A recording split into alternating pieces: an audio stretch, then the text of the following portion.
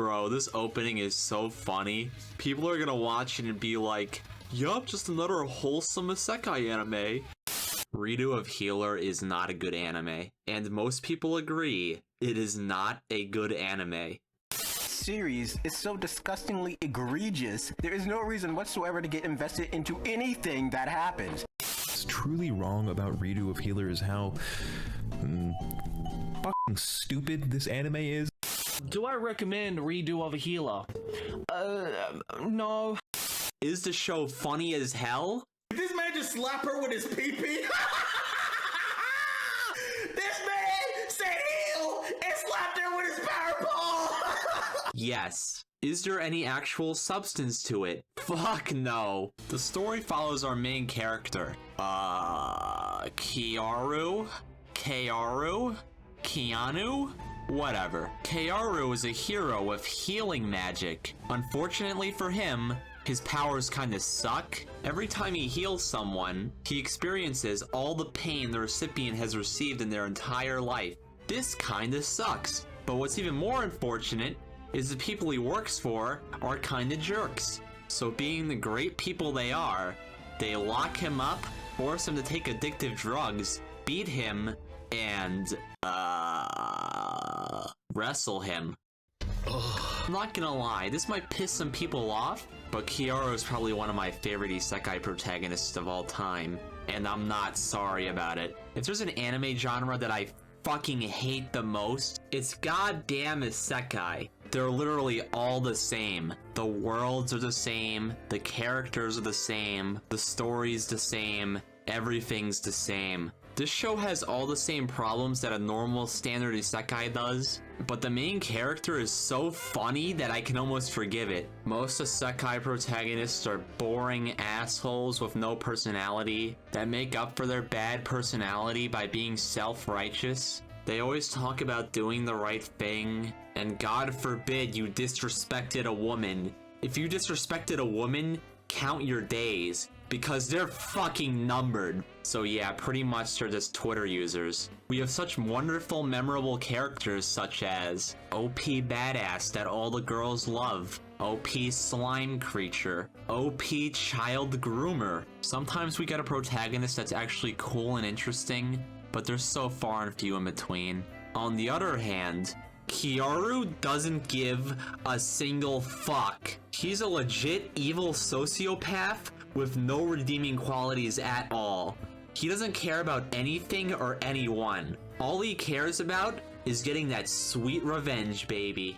Everything else, including people's lives, are an afterthought. He doesn't get people to do things for him because he's a nice guy. He uses manipulation and lies to control pretty much everyone around him. He's a literal alchemist. And most importantly, he fucks. He fucks hard and he fucks often. I don't know what my strange fixation is with morally great characters, but I'm 10 times more likely to get invested into a character with flaws than a virtuous near perfect one. Don't get me wrong, sometimes virtuous characters can work pretty well, but for every good one we get 20 boring ones that don't even feel like real people. I remember watching Fate Zero and thinking, wow, this dude's rad as hell. He's not some stupid child. He's a battle-hardened, ruthless man who will kill anyone to further his own goal. So when I started Fate Stay Night immediately afterwards, I was excited to see what kind of interesting protagonist we would get. Oh.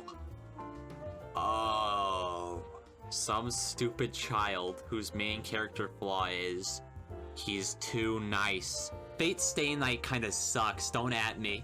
Kiaru is probably one of the most morally unscrupulous anime characters I've ever seen, and I was immediately invested in his character and story. Too bad the story fucking sucks. The story starts with these hero dudes fighting this demon lady. Kiaru is there, and he's basically like their drug-addicted slave. It's then revealed that Kiaru has gained the skill of poison resistance and has regained his sanity. He also has super god powers, which he uses to kill the demon lady, who turns into an orb. The orb. This brings me to my first problem. Why is he a healer? When I heard the premise of the show, I thought the main character would be really weak. But no, he's the smartest, strongest character of all time that never struggles with anything. He originally starts off with the power to heal people, and he could read people's memories. Okay, but 5 minutes later, he's a master swordsman that can teleport, has super strength, can change his appearance, can erase memories, jump super high, explode people with a single touch. Fuck! Is there anything this man can't do? It's almost like the power system doesn't make any sense and is only used to further the plot so we can get those sweet, sweet sex and torture scenes. They explain this by saying he can steal people's abilities and experience by touching them. If that's the case, why even make him a healer at all? He could be a normal-ass magic guy and the story wouldn't change at all. I get you want to make him overpowered so he can easily defeat all the bad guys, but wouldn't it be more interesting if he was weaker than the villains? That way, he actually has to struggle and plan things out. You know, something that would make the story actually interesting. I don't even know why he needs a harem of women. Well, yeah, I know why. But he doesn't really need them. He's so powerful, he could probably just kill all the villains by himself. Look at a character like Josuke Higashikata from JoJo's Bizarre Adventure. Josuke's healing ability seems very limited at first, so he has to use his powers in unique and interesting ways to defeat enemies with much stronger abilities. And there are other characters that help him out in battles that can help cover for his weaknesses. So then he eats a bunch of mushrooms like Mario to gain poison resistance early, you know, so he can avoid the whole getting ass fucked part. And then the princess shows up on her frickin' unicorn and is like, "Tee-hee, like, you're a hero." And then he's like, "Tee-hee, I'm gonna violently rape you and ruin your fucking life." Okay. So then they go to meet this king guy and he says, "Ha, you're a healer, you fucking faggot." Then he heals this chick's arm and then he passes out because he sucks. Then he refuses to heal again and is thrown in the dungeon. Wait, what? Wouldn't it make more sense to do what the princess lady says? That way you can gain her trust and then get your revenge. If you need more power or whatever, just heal more people and fuck some maids. That's what you've been doing anyway. Is it really necessary to go through this whole part again? Like, I would think you would try to avoid that. You could at least try to buy time. Even if you fail and she throws you in the dungeon anyway, you don't lose anything. It's almost like this makes no sense and only exists so they can show us how evil the villains are. So when he does this later, it's justified. So they throw him in the dungeon and start harvesting his cum. Don't worry, I'll definitely talk about that later. Then he gets bonked on the head with a glass jar and regains all his memories. Now he's ready. He's waited a long time, but now he's ready to take his sweet, sweet revenge. But first he waits a few days.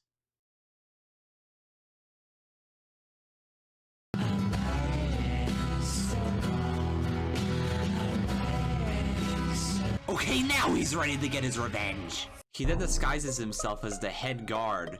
Remember this, it'll be important later. He then tricks her into letting him into her bedroom.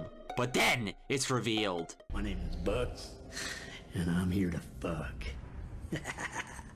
He starts to break her fingers and promises if she can hold in her screams before they're all broken, he'll let her go. But just as he gets to the last finger, he heals her hands and they start all over again. It's fucked up, but oddly satisfying. Then we get to the scene everyone's been talking about.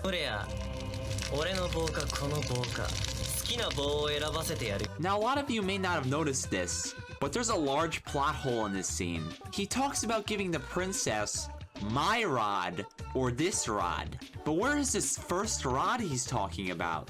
Now clearly, when he's referencing this rod, he's talking about the scalding hot fire poker in his hand. But we don't see his rod as he calls it. Does he have some sort of invisible rod? Is that one of his powers? Is this from the light novels or something? Where is the first rod? It's so bizarre. If someone knows what he's talking about, leave a comment down below. So then he rapes her. It's honestly pretty disturbing. Now this may be a hot take, but I don't care. Personally, I would never violently rape someone, let alone a woman with feelings. And if you disagree, you can fucking unsubscribe right now. Thank you. Thank you. Fuck Trump. So he's finally done it. He's gotten his revenge. The princess is scarred for life. She will never be the same again. So then he erases her memories and enters a loving relationship with her. I'm sorry. What? Why would you erase her memories? Now all the revenge you just did was entirely pointless, since she won't even remember any of it. So she's basically his slave now, but he doesn't even fuck with her. Well, he does fuck her, but he doesn't fuck with her. Wouldn't it make more sense if he was really cruel to her and made her life a living hell? That's what I would do. There's a scene where she's about to drink poison, but he stops her. Why? Why would you do that? Wouldn't it make more sense to let her drink it and suffer? You can pretty much heal her afterwards anyway for when you like need her for battle or whatever. You can pretty much torture her as much as you want though. This plot is so fucking dumb. Keanu's treated as the smartest character, but he's fucking stupid. Remember the guard guy? You know, the one Kiaru made to look just like him? He comes back and proceeds to kill Kiaru's entire family and rapes his girlfriend, who kills herself. How, you may ask? Because Kiaru literally forgot about him. It's established the murder of the princess was blamed on this guy, so wouldn't it make more sense to kill him? He's the only one who knows you're alive. If you kill him, everyone will think you're dead. It wouldn't even be that difficult to do. Just disguise yourself as like a guard or something and go into the dungeon and kill him. If he's dead, no one will come after you or your loved ones. But no, he just forgets, I guess. I could almost forgive this if he planned this out to further his own goal or something, but no, he's completely surprised this happened. Grr, this kingdom is so evil. I can't believe they would do this. Of course they would! They're evil! This has been established! It's almost like this plot is an incoherent mess that only exists so we can get torture scenes for people to jerk off to. Speaking of jerking off, now you may not know this, but I'm a big fan of sex. No, not that kind! Now I know what you're gonna say. Darkrai, this is basically a borderline hentai fanservice anime. Are you really gonna deconstruct it like this? Yes, I am. I'm fine with a little fan service here and there, but sex is literally used to solve every problem in this show. Is a character too weak? Fuck them. Want to convince someone to join you? Fuck them. Are you too weak? Just fuck some hot maids, dude, it's fine. Do you have a deep-rooted seething hatred for someone who's tormented you for years and ruined your life? Fuck them to the moon. If you have a question in this anime, the answer's probably fuck them. I'm not kidding when I say this guy has fucked or indirectly fucked nearly every single important character in this show. I'm sick and tired of all this fucking! Stop fucking! I'm literally all fucked out after watching this show. I'm gonna have to become like a monk or something. Why do all his revenge plots involve fucking someone or having someone get fucked? He even transforms a guy into a girl just to get fucked. Why? Again, I know this is a stupid fan servicey show for a certain group of people, but like, come on. There's so many more ways to get revenge on people that don't involve fucking them. Let's look at a manga that's in the same sort of genre as Redo of Healer. Fukushu no, Fuckshu no, Baku no, fuck that.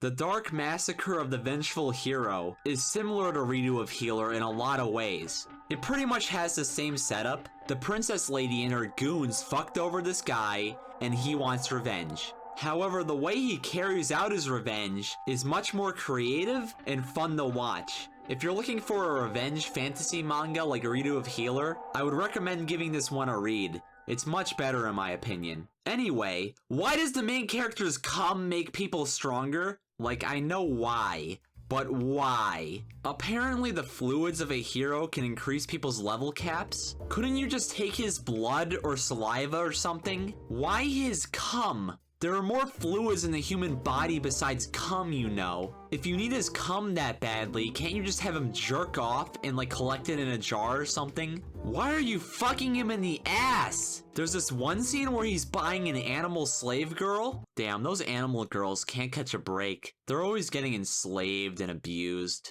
Anyway, He goes to the slave shop and the guy says, "Do you want a combat slave or a sex slave?" Yes. So he finds this one wolf girl with huge claws and says, "Yes, you will do nicely." And she's like, "Okay, guess I'm your slave now." If only it were that easy in real life, right guys?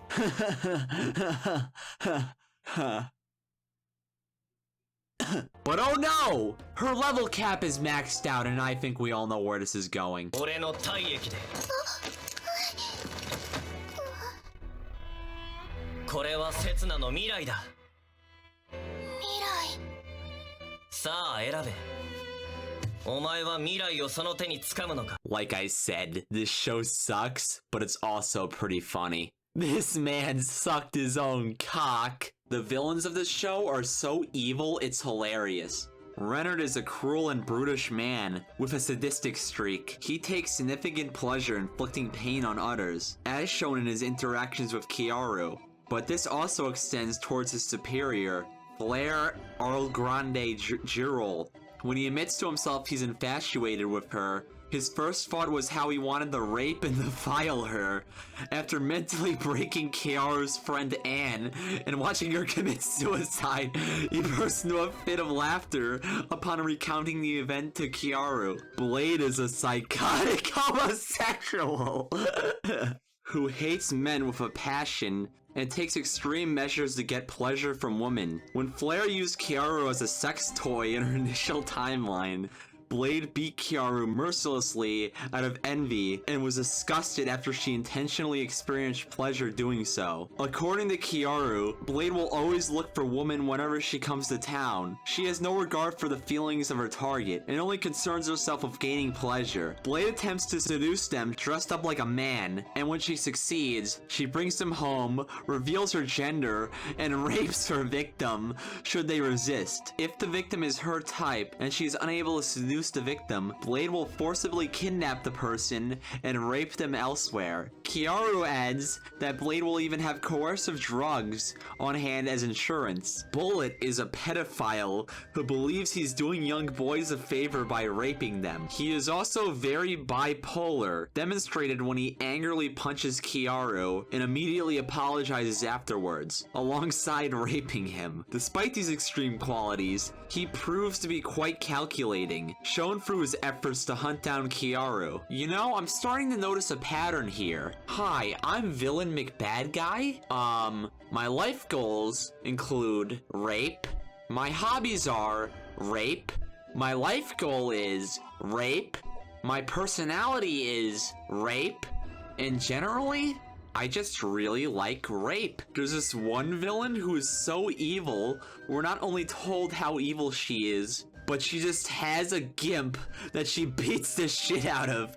Like, yes, we get it. She's bad. She's a bad guy. This is fine. I don't need the deepest villains ever for a show like this. They serve as evil bad guys for the protagonist to kill. That's fine. But why the hell are they so goddamn incompetent? They're so dumb that it's impossible to be intimidated by them. There's this one scene in the manga where Kiaru's fighting this lady who's like super strong and it looks like he's gonna lose. How do they solve this? Well, she stops and forgets that she's fighting him because she's so horny. I'm not making this up. This is real. This is a real thing that happens in the manga. Norn seems like she can be interesting. She's built up as this horrifying, scary, calculating villain. The protagonists literally shiver in fear when they hear her name and do everything they can to avoid fighting her. But no, she loses so easily. So Kiaru disguises himself as an enemy soldier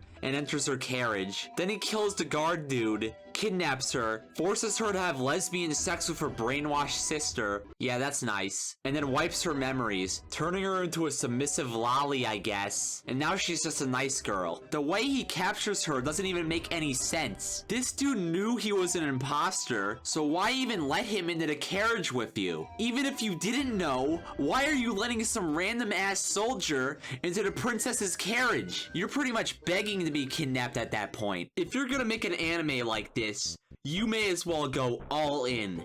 And they did for a little bit, Episode 2 actually impressed me with how faithful they were. But then, around episode 6, it all goes to hell. They really glance over Kiaru's revenge on the captain guy. They don't even animate my favorite panel in the whole manga.